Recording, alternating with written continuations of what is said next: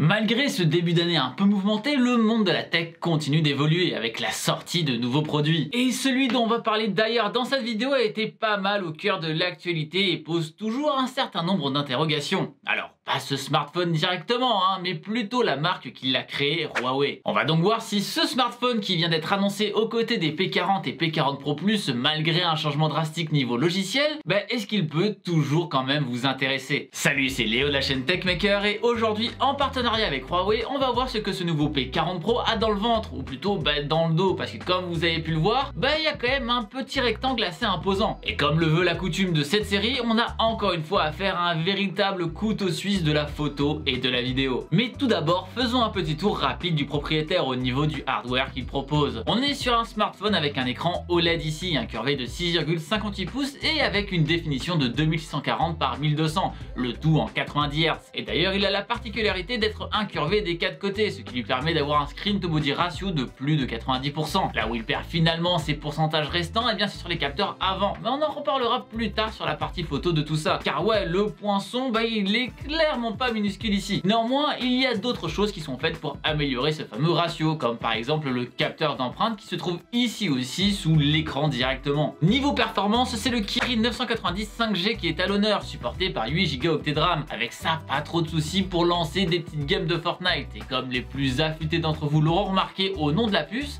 ce smartphone est aussi compatible avec la norme 5G. Alors, on n'a pas encore vraiment l'utilité en France aujourd'hui, mais c'est une technologie qui évolue assez vite et qui deviendra vraiment une norme à un moment ou à un autre très prochainement, en tout cas dans les années qui arrivent. Il est donc tout à fait logique qu'on commence à voir arriver des smartphones compatibles. Faut bien se dire qu'elles ne sont pas là pour durer 3 mois ces bestioles, et donc si ça arrive dans 1 an ou 2 ans, que ces smartphones puissent être utilisés avec cette 5G. La batterie qui alimente tout ça fait 4200 mAh et est rechargeable jusqu'à 40 watts, et ça même avec le chargeur de base, ce qui est déjà très appréciable, mais surtout ces 40 watts sont surtout accessibles en sans fil. Pour le coup, le fait d'avoir une vitesse de recharge pareille pour du sans fil permet vraiment de donner un vrai potentiel à ce mode de recharge là, même si oui, au vu de sa nature, ça dégradera forcément un petit peu plus la batterie, mais si c'est utilisé dans de bonnes conditions, ça peut clairement être super pratique et super ergonomique. Enfin, c'est sur 256 Go de stockage que vous allez pouvoir stocker toutes vos photos et vidéos de vacances filmées en 4K 60. Il y a moyen d'agrandir tout ça avec un emplacement de stockage supplémentaire sous le format NM, le format propriétaire de Huawei. Pour maintenant parler esthétique et donc design, on a enfin un dos qui change. Fini l'unique noir brillant qui attire toutes les grâces de doigts, qui est jamais mon choix de cœur. Ici, on peut vraiment avoir le choix d'une couleur très mate et qui est une chose qui est toujours plus intéressante à mon sens. Ici, c'est la version Silver Frost, mais il en existe 3 coloris avec 2 qui sont mat et qui ne vont pas demander un nettoyage toutes les 3 heures. En plus de ça, au niveau du toucher, c'est clairement plus agréable que du tout lisse. Bon, passons maintenant au nerf de la guerre des smartphones haut de gamme, c'est toute la partie photo. Et comme vous avez pu le voir, le rectangle derrière, il permet d'accueillir 3 capteurs photo différents ainsi qu'un capteur TOF pour time of flight. Autrement dit, un capteur de distance pour un focus parfait. Capteur TOF qu'on retrouve aussi à l'avant d'ailleurs, en plus d'un capteur infrarouge et la caméra frontale de 32 mégapixels avec une ouverture de 2.2, ce qui explique le poinçon assez gros. Le but de tout ça est de permettre une reconnaissance faciale bien plus poussée. Pour ce qui est de l'arrière donc, en plus de ce fameux capteur de distance, on va retrouver de quoi faire des photos quelle que soit la situation. La caméra principale fait 50 mégapixels avec une ouverture de 1.9, ce à quoi on ajoute une caméra ultra grand angle de 40 mégapixels en 1.8 et enfin un périscope de 12 mégapixels en 3.4 qui nous offre un zoom optique x5, en sachant que derrière on pourra bien sûr augmenter tout ça de manière numérique ou de manière hybride. On n'est pas sur les plus gros nombres en termes de mégapixels face à ce qu'on peut trouver sur le marché actuellement, mais encore une fois, c'est pas ça qui fait la qualité des caméras, et donc je trouve les photos vraiment propres tout de même. J'avais beaucoup utilisé un Huawei Mate 20 Pro par le passé et je retrouve un petit peu le même logiciel derrière que j'appréciais beaucoup et que je trouvais vraiment propre, avec des modes qui sont intéressants et qui font bien ressortir les différents clichés pris, comme par exemple le mode cliché nocturne qui est mon préféré de tous les softwares qu'on a de ce style, qui fait toujours aussi bien ressortir les couleurs, mais aussi toutes les autres options disponibles qui sont chacune utiles dans leur cas de figure. Bon d'ailleurs, désolé pour les photos qui sont forcément en intérieur, mais n'oubliez pas,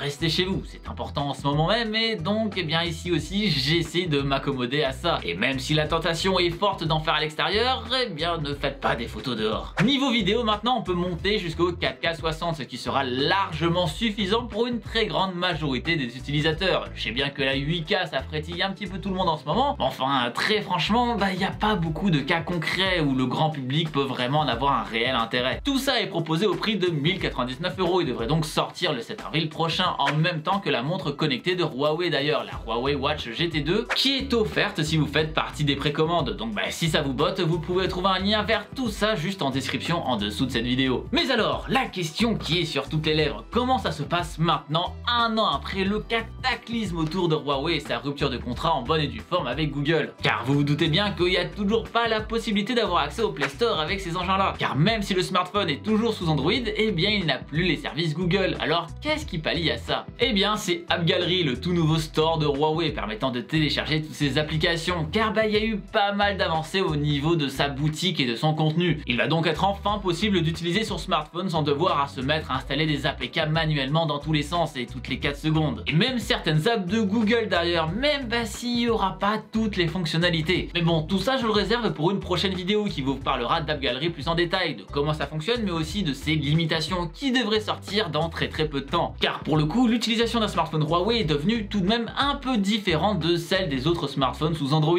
Donc c'est tout de même une habitude à prendre. Et je pense que vraiment, c'était quand même beaucoup plus intéressant de s'intéresser surtout à la partie hardware du smartphone dans cette vidéo, parce que finalement, la partie software de tous les smartphones de Huawei, eh bien elle va rester assez similaire maintenant en termes d'expérience d'un téléphone à l'autre de la firme. Et même si en faisant l'acquisition de ce smartphone, faut bien évidemment être au courant de ça, que ça risque de changer pas mal de choses au niveau habitude, j'ai préféré vraiment axer cette vidéo sur ce qu'emporte la bécane en elle-même. En plus de ça, eh bien AppGallery est tout nouveau et tous les développeurs ne se sont pas encore mis à exporter leurs applications dessus. Et c'est quelque chose qui peut évoluer très facilement. Donc pour le coup, faut être au courant de tout ça. Mais par exemple, si dans cette vidéo, je vous dis que vous y trouverez pas Facebook sur cette AppGallery et qu'il va falloir choper l'APK directement sur leur site, eh bien peut-être que cette info sera obsolète dans très peu de temps. Alors que le hardware pur et dur, à moins que quelqu'un se mette à magouiller dans votre téléphone, il risque pas d'être modifié avec le temps. Bref, on parlera de tout ça très bientôt sur la chaîne, mais si on prend vraiment que la partie matérielle du P40 Pro, eh bien c'est une véritable bombe. Après, est-ce que le software suit? Eh bien on verra ça plus tard. Et vous alors, vous en pensez quoi de ce smartphone? Ça peut être votre prochain appareil, ou alors est-ce qu'il y a quand même certaines choses qui vous bloqueraient toujours? Eh bien n'hésitez pas à me dire tout ça sur les commentaires juste en dessous de cette vidéo. Et merci en tout cas à vous de l'avoir maté jusqu'au bout. Si ça vous a plu, vous savez quoi faire, vous levez votre pouce bleu vers le haut et j'arriverai à voir ça grâce à votre webcam. Bon, c'est pas vrai, mais bon, cliquez sur le pouce bleu quand même. N'hésitez pas non plus à me suivre sur mes réseaux sociaux et bien sûr, le plus important, abonnez-vous à la chaîne si ce n'est pas déjà fait en cliquant sur le logo qui vient d'apparaître juste là. C'était Léo de la chaîne Techmaker et surtout, n'arrêtez jamais d'apprendre. Salut!